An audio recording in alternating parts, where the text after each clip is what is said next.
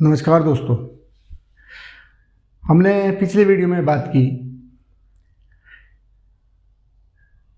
कि इस दुनिया में इतने धर्म क्यों हैं। पिछला वीडियो भाग 1 था जिसमें हमने बात देखा कि इस सृष्टि का निर्माण कैसे हुआ, कैसे ये गैलेक्सीज बनी, कैसे सूरज बना, चांद तारे कैसे बने, धरती कैसे बनी, धरती के ऊपर इंसान का जीवन कैसे हुआ। हमने देखा कि लगभग 13.5 अरब साल पहले इस सृष्टि का निर्माण हुआ, लगभग 4.5 अरब साल पहले इस धरती का निर्माण हुआ और लगभग 3.25 लाख साल पहले हमारे पूर्वज होमो सेपियंस जो है इस धरती के ऊपर दिखाई दिए। तो 4.5 अरब साल से लेकर 3.25 लाख साल तक इस धरती पर इंसान नहीं था, बल्कि दूसरे जानवर थे। फिर जब होमो सेपियंस आए उसके बाद धीरे धीरे इंसान का विकास हुआ और लगभग 11,000 साल पहले तक इंसान शिकारी युग में रहता था, जब हिमयुग था, बर्फ़ बहुत थी, खेती लायक ज़मीन नहीं थी। और उसके बाद फिर खेती का आरंभ हुआ और हमने देखा कि खेती के आरंभ होने के बाद धर्मों का विकास हुआ। तो आज के वीडियो में हम देखेंगे कि धर्मों का विकास कैसे हुआ, दुनिया में इतने धर्म क्यों हैं। जब कृषि का आरंभ नहीं हुआ उससे पहले क्योंकि ग्रुप छोटे थे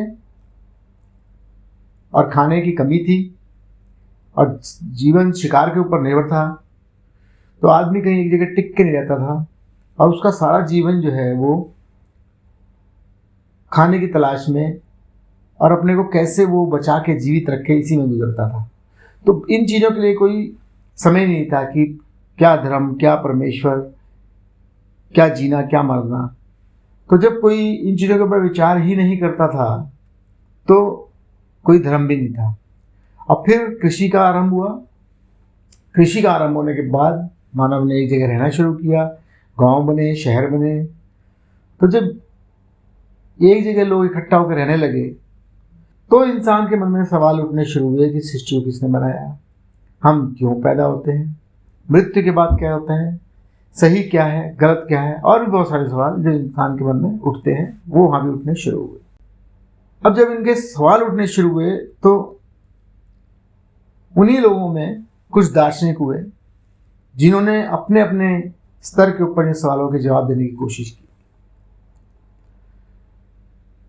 और परमेश्वर अपना संदेश इन महापुरुष, ऋषि या संत, नबी, अवतार, गुरु, कुछ भी कह लें, उनके द्वारा दे रहा था। परमेश्वर मानव को बताने की कोशिश कर रहा था कि क्या सही क्या गलत, लेकिन उनकी शिक्षाएं अपने अपने समय और अपने अपने स्थान और समय के अनुसार थी। तो इसलिए हर रीजन में, हर इलाके में अलग अलग शिक्षाएं देखने को मिलती हैं और हर परंपरा ने अपने अनुयायी बनाए और धर्म इसमें फिर आगे बढ़ता गया। लेकिन यहाँ तक इस धर्म में कोई कर्मकांड नहीं थे, सिर्फ दार्शनिकता थी, सिर्फ विचार थे, सवाल थे, उनके जवाब थे। धर्मों के विकास में अगर हम देखें तो कुछ चीज़ों का बहुत बड़ा योगदान है, जैसे प्राकृतिक आपदाएं, खगोलीय घटनाएं, आकस्मिक मृत्यु, सामाजिक नियम, भौगोलिक परिस्थिति। और जो सबसे बड़ा कारण धर्म के विकास में देखने को मिलता है वो लिखने की कला, जिसे बोले मौखिक और लिखित काल। तो प्राकृतिक आपदाएं क्या थी दुनिया में? लगभग हर धर्म में अगर आप देखेंगे तो प्राकृतिक जो आपदाएं होती है, जो नेचुरल जो क्लाइमेटीज होती हैं, उनकी बड़ी भूमिका रही। अब पुराने समय में क्योंकि साइंस नहीं थी, लोगों के पास ये आपदाएं समझ से बाहर थी। जैसे भूकंप क्या होता है, बाढ़ कैसे आती है, तूफान क्या होता है, सूखा क्यों आता है, सूर्य ग्रहण क्यों होता है, चंद्र ग्रहण क्यों होता है। तो क्योंकि विज्ञान नहीं था इसलिए लोग समझ नहीं पाते थे कि ये क्या हो रहा है। और जब समझ नहीं पाते थे तो वो इन चीज़ों को दैवीय शक्ति मानते थे। अब पूरा जो समाज था वो कृषि के ऊपर निर्भर था, और कृषि के लिए जरूरी था कि बारिश समय पर पड़े, बाढ़ ना आ जाए, सूखा ना आ जाए। तो इसलिए इन आपदाओं को ये माना गया कि ये किसी दैवीय शक्ति का काम है, और उन दैवीय शक्तियों को शांत करने के लिए या उनका यूँ कहे कि वो हमारे फेवर में काम करें, तो इसलिए उनसे जुड़े देवताओं की पूजा होने लगी। जैसे इंद्र को वर्षा का देवता माना गया, अन्नपूर्णा देवी मदर अर्थ को माना गया, अग्नि को अग्नि का देवता माना गया, वायु का देवता बना, सूर्य को देवता माना गया, चंद्रमा को देवता माना गया, और भी बहुत से देवी देवता हैं। जैसी जैसी आपदाएं समझ में आई वैसे वैसे देवी देवताएं बनते गए। और ये देवी देवताएं सिर्फ ऐसा नहीं है कि एक ही धर्म में देखने को मिलते हैं। आप किसी भी धर्म में चले जाएं, चाहे वो भारत में वैदिक धर्म हो, या ग्रीक का धर्म हो, या रोमन्स हो, या पुराने बेबीलोनियन धर्म हो, मेसोपोटामियन हो, सब में एक जैसे देवता देखने को मिलते हैं। नाम अलग अलग हैं लेकिन उनकी शक्तियाँ एक है। जैसे भारत में इंद्र को बारिश का देवता माना गया, तो ग्रीक धर्म में ज्यूस को माना गया, ग्रीक धर्म में ज्यूस को माना गया। सूर्य देव तो हर धर्म में ही है, हर धर्म में सूर्य की पूजा होती है। समुद्र को जहाँ समुद्र थे वहाँ समुद्र देवता बना, जहाँ समुद्र नहीं थे वहाँ समुद्र देवता का कंसेप्ट ही नहीं था। इसी तरह जहाँ ज्वालामुखी थे वहाँ आग का देवता बन गया। तो ये जो प्राकृतिक आपदाएं थी, इनसे धर्मों के विकास में बड़ा योगदान मिला, क्योंकि इन्हीं को आगे चल के लोगों ने देवी देवताओं को रूप दिया और उनकी पूजा होने लगी। सूर्य ग्रहण होता था, चंद्र ग्रहण होता था, चंद्रमा कभी कटता था कभी बढ़ता था, तो ये बात समझ नहीं आती थी लोगों को, तो इनको देवी शक्ति माना गया। भारत में राहु केतु को माना गया जो चंद्रमा को खाते हैं। ऐसे ही समय समय में बहुत सी महामारी आती थी। अब जब महामारी आती थी तो लोग बड़ी तादाद में मरने लगते थे। इलाज कुछ था नहीं, साइंस थी नहीं, वैक्सीनेशन थी नहीं। जो वैद्य होते थे वो अपने स्तर पे जो भी इलाज करते थे वो बहुत थोड़ा होता था। तो जब कोई महामारी आती थी तो किसी के समझ में नहीं आता क्या करें, तो उनसे जुड़ी हुई शक्तियों को पूजा जाने लगा। उसका एक बड़ा उदाहरण मैं देता हूँ कि जैसे अगर आज से 100 साल 150 साल पहले जाओ तो एक बड़ी भयंकर बीमारी होती थी चेचक। और चेचक की जब बीमारी होती थी तो उसमें लोग हजारों की संख्या में एक साथ मरते थे, गांव के गांव खा ले जाते थे। तो इसको दैवीय प्रकोप माना गया, और चेचक की एक देवी हुआ करती थी, उसकी पूजा की जाती थी ताकि चेचक का प्रकोप कम हो जाए। बाद में जब चेचक की वैक्सीन बन गई और चेचक की वैक्सीन लग के अब चेचक तो पूरे संसार में से खत्म ही हो गया बिल्कुल, तो आज उस चेचक की देवी को कोई नहीं पूछता। इस तरह से धर्म जो है वो आगे बढ़ना शुरू हुआ। अब जब धर्म आगे बढ़ना शुरू हुआ तो धर्म के साथ लोगों ने एक चीज नोटिस की कि जब किसी चीज को धर्म के साथ जोड़ के लोगों को बताया जाए तो लोग उसको बड़ा सीरियसली मानते थे, उसको फॉलो करते थे, क्योंकि उनको डर लगता था कि अगर नहीं मानेंगे तो देवता नाराज हो जाएगा, फिर मुसीबतें आएंगी। तो वो लोग जो समाज के ऊंचे लोग थे, जो सत्ता में थे, जो बहुसंख्यक को कंट्रोल करते थे, उनको ये समझ में आया कि अगर अब जो भी नियम कानून अगर हम धर्म के रूप में लोगों को देंगे तो उसको आसानी से मनवाया जा सकता है, पालन किया जा सकता है। तो सामाजिक और जो राजनीतिक लोग थे वो भी धर्म में जुड़े, और उन्होंने धर्म का उपयोग सत्ता और नियंत्रण और लोगों पर नियंत्रण करने के लिए किया, क्योंकि धर्म के द्वारा जो भी ग्रुप था उसको नियंत्रित करना आसान था। तो हर धर्म में कुछ नियम ऐसे हैं जो अलग अलग हैं, कॉमन नहीं है। जैसे कुछ तो ऐसे हैं जो नियम कॉमन है, जैसे चोरी ना करो, व्यभिचार ना करो, झूठ ना बोलो, ये सभी धर्म में कॉमन है। लेकिन कुछ ऐसी चीजें हैं जो सभी धर्म में अलग अलग हैं। और वो इसलिए हैं क्योंकि ये धर्म में शामिल की गई उन लोगों के द्वारा जो कुछ चीज़ों को मनवाना चाहते। तो जैसे कुछ धर्मों में मांस खाना सही है तो कुछ में पाप। अब उन जगह पे जहाँ पे खेती कम होती है या खेती के लिए ज़मीन ही नहीं है, वहाँ आदमी शिकार पे ही जिंदा है, उनके लिए मांस खाना जरूरी है क्योंकि उन्हें भूखे मर गए।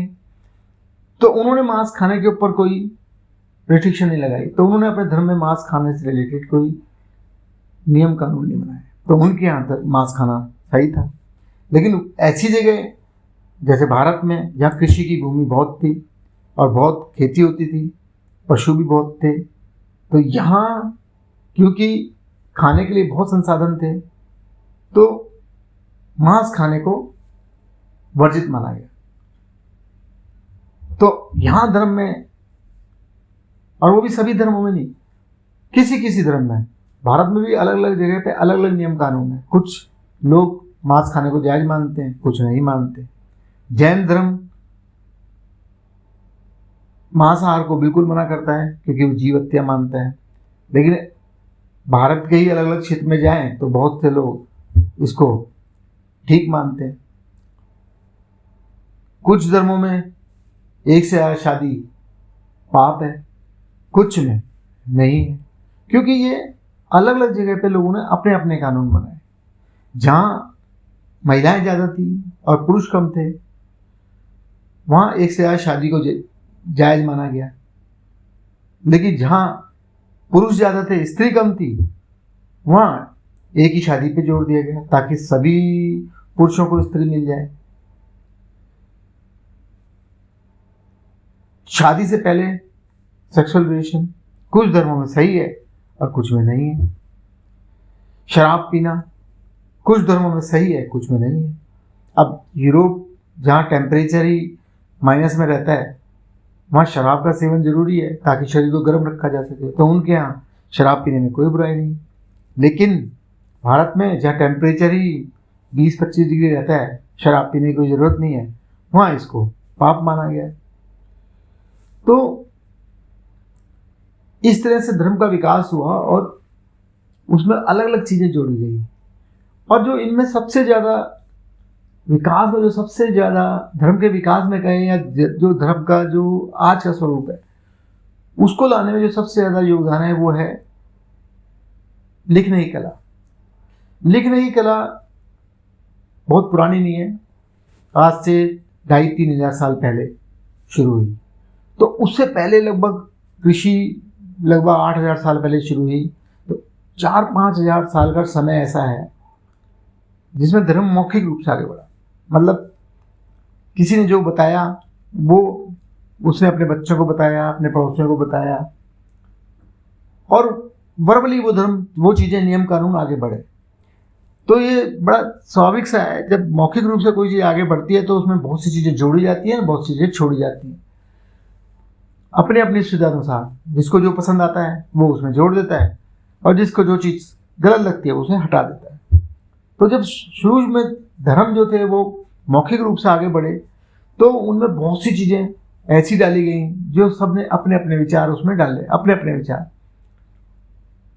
ये बड़ा स्वाभाविक सा है कि जब मौखिक रूप से चीज़ आगे बढ़ती है और जब उसे लिखा जाता है उन दोनों में बहुत गैप होता है।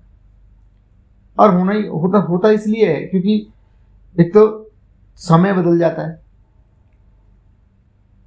भाषा बदल जाती है, और डिस्टेंस के हिसाब से उस चीज़ों की समझ जो है बदल जाती है।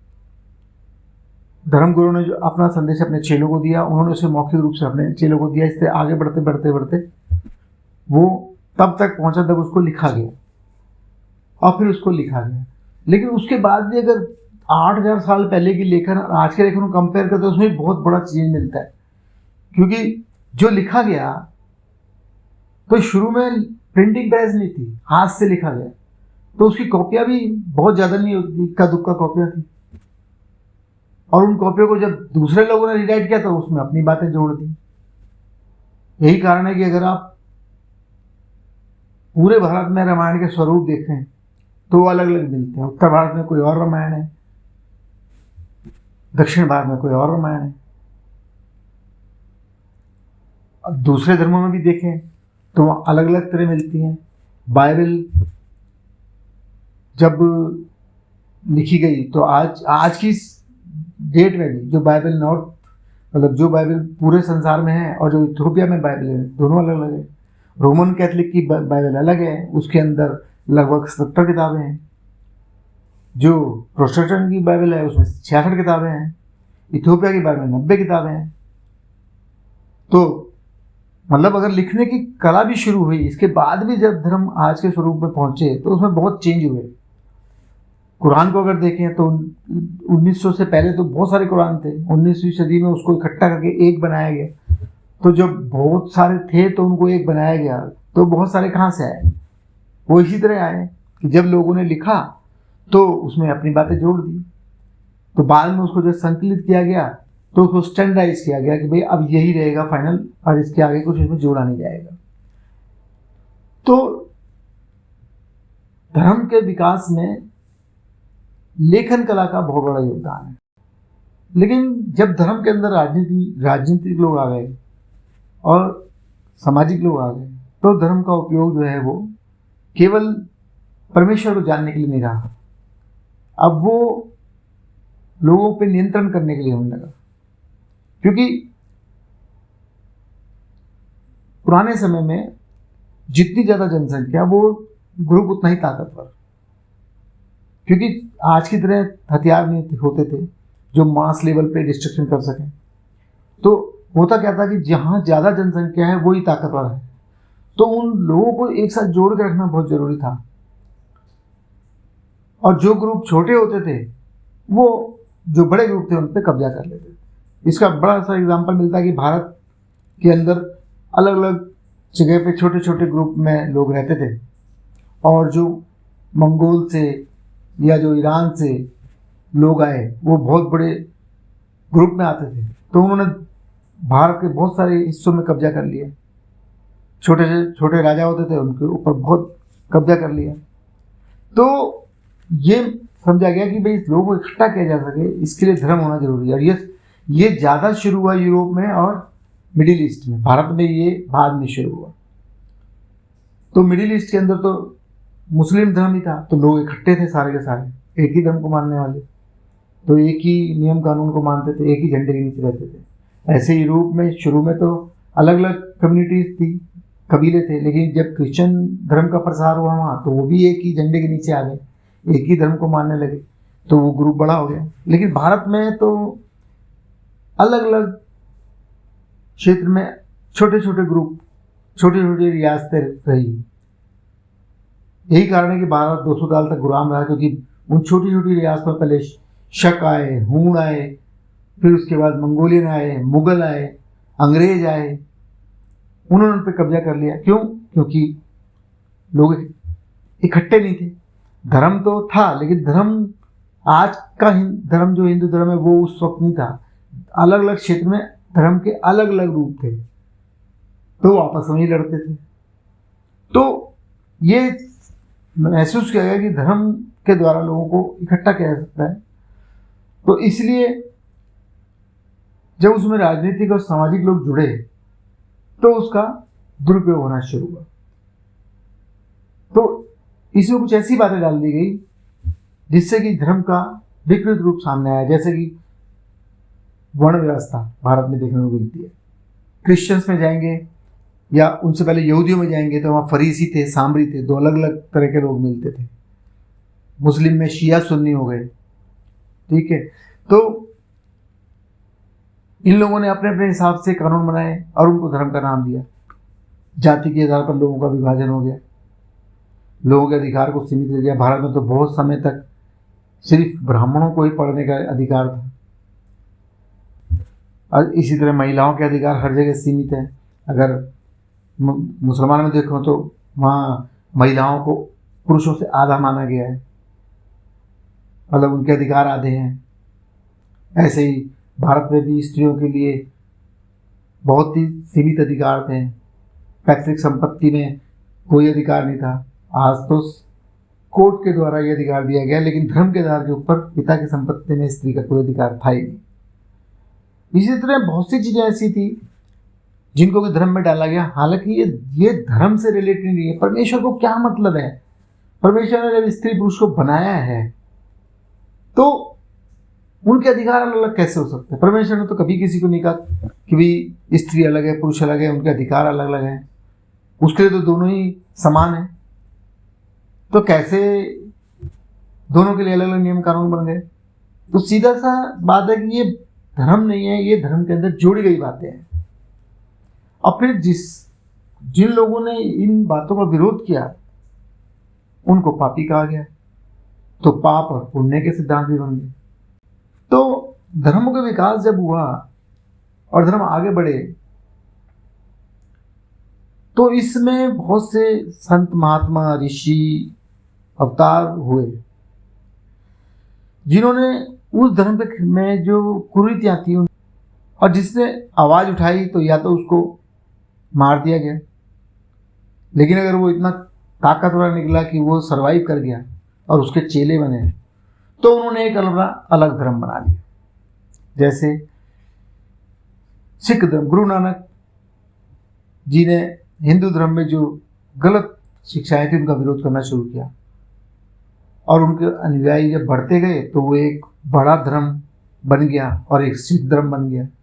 इसी तरह जैन धर्म का हुआ। यहूदियों में जाएंगे तो यीशु मसीह ने यहूदियों के खिलाफ आवाज उठाई तो क्रिश्चियन धर्म निकल के आ गया। क्रिश्चियंस में भी पहले रोमन कैथोलिक था, फिर जब मार्टिन लूथर ने रोमन कैथोलिक की गलत बातों के खिलाफ आवाज उठाई और उनका ग्रुप अलग हो गया तो प्रोटेस्टेंट क्रिश्चियन अलग रूप में आ गए। इसी तरह दुनिया में छोटे बड़े आज 5000 धर्म देखने को मिलते हैं, जो मूल रूप से ये तीन ही धर्म है, हिंदू मुसलमान और क्रिश्चियन और बौद्ध और सिख, ये 4-5 धर्म है। इन्हीं की शाखाएं हैं, इन्हीं में से निकल के। जैसे अगर क्रिश्चियन धर्म में देखें तो यहोवा विटनेस अलग है, ओनली जीसस अलग है। ये हैं तो एक ही धर्म के, लेकिन किसी एक शिक्षा को लेके उन्होंने अपना ग्रुप अलग बना लिया। इसी तरह हिंदू धर्म में भी देखेंगे तो सिख धर्म है, बौद्ध धर्म है, बाबा भीमराव अम्बेडकर को मानने वाला एक अलग धर्म है। तो इतने धर्म जो हमारे को दुनिया में देखने मिलते हैं वो इस वजह से हैं कि जो धर्म सुधार हुए उन्होंने जब आवाज उठाई धर्म में जो कुरीतियां थी तो उसकी वजह से धर्म जो है वो बढ़ते चले गए। फिर ऐसा हुआ कि सब ने, अब जब धर्म ज्यादा हो गए तो सब, अगर सिर्फ शिक्षाओं के ऊपर वो छोड़ दिया जाए तो जिसको जो अच्छा लगे वो उसी धर्म में चला जाएगा। तो जिस धर्म में ज़्यादा लोग जुड़ेंगे वो ताकतवर हो जाएगा। तो जैसे उन्होंने बताया कि पहले इतने बड़े बड़े हथियार तो थे नहीं, तो जो जहाँ लोग ज़्यादा हैं वही ताकतवर हैं। तो लोग दूसरे धर्म में ना जाएं, इसलिए जो धर्म के ठेकेदार या जो धर्म के जो मुखिया थे उन्होंने ये कहना शुरू किया कि जी हमारा ही धर्म श्रेष्ठ है, हमारा धर्म ही सबसे सच्चा है, बाकी सब झूठ है, ताकि लोग जुड़े रहें, दूसरे धर्म की तरफ जाए ना। और ऐसा उन्होंने इस आधार पर नहीं कहा कि उन्होंने दूसरे धर्म का अध्ययन किया या वो लोगों को प्रेरित कर रहे थे कि भाई आप दूसरे धर्म को पढ़ो, देखो वो गलत है, हम ही सही हैं। बस ये कह के आप विश्वास करो हमारी बात पे कि हम ही सही हैं, हम ही श्रेष्ठ हैं, बाकी सब झूठ है।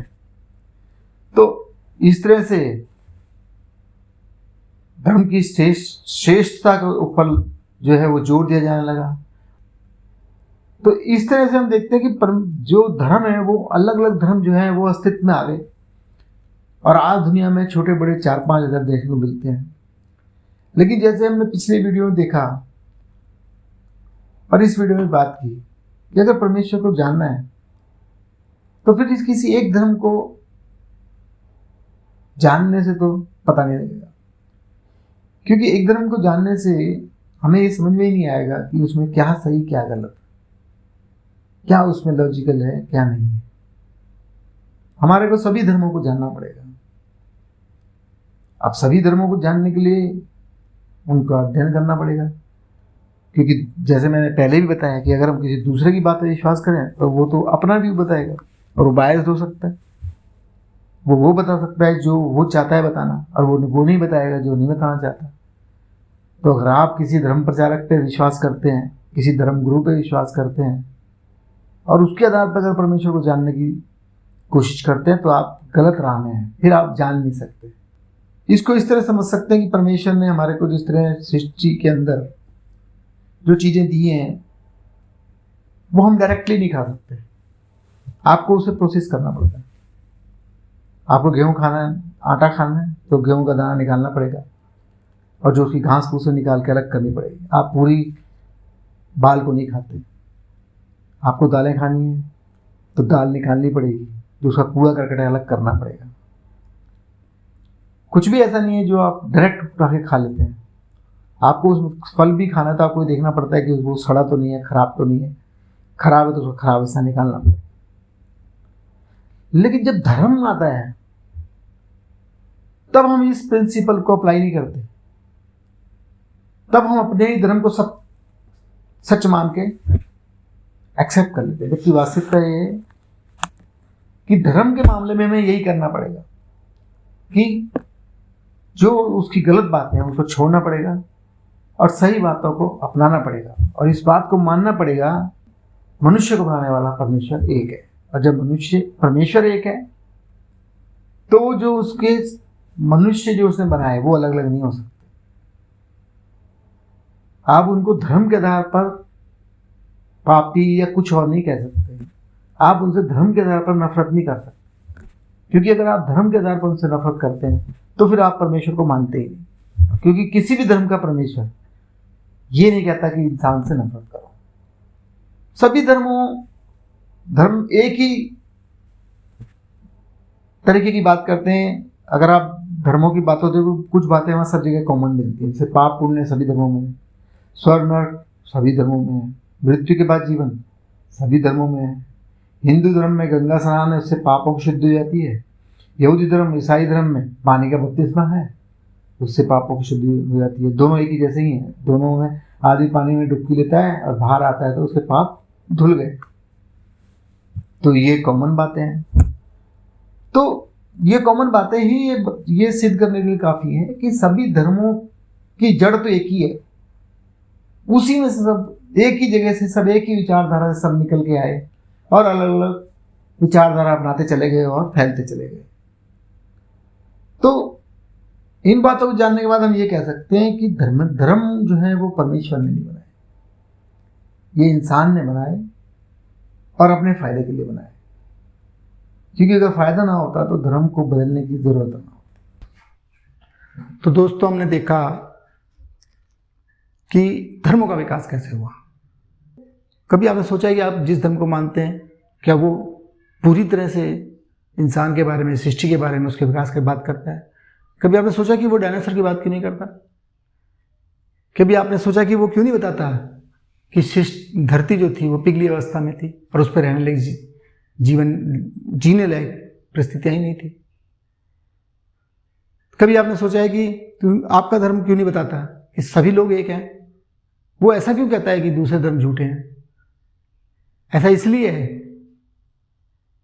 क्योंकि धर्म अब परमेश्वर को जानने का साधन नहीं है, बल्कि सत्ता पर नियंत्रण करने का साधन है। धर्म के आधार पर लोगों को नियंत्रित किया जाता है और उसके आधार पर लोगों को बांटा जाता है ताकि आसानी से उनके ऊपर राज किया जा सके। आपको अगर धर्मों को समझना है तो आपको अपने धर्म का अध्ययन करना पड़ेगा। मंदिर, मस्जिद, गुरुद्वारे, चर्च जाने से काम नहीं चलेगा। जो कुछ लोगों ने बोल दिया उसको सुनने से काम नहीं चलेगा, बल्कि आपको धर्म का अध्ययन करना पड़ेगा।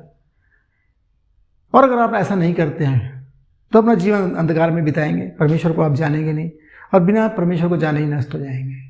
और शायद आम लोग तो हम इसकी परवाह नहीं करते जब तक कि हमें ये ना पता हो कि अगर हम बिना परमेश्वर को जाने नष्ट हो गए तो मृत्यु के बाद जो हमारे को दंड मिलने वाला है वो कितना भयानक है। उसकी भयानकता को जान के ही हम ये कोशिश कर सकते हैं कि हम सच्चे परमेश्वर को जानें और उसकी इच्छा अनुसार अपने जीवन को व्यतीत करें। धन्यवाद दोस्तों।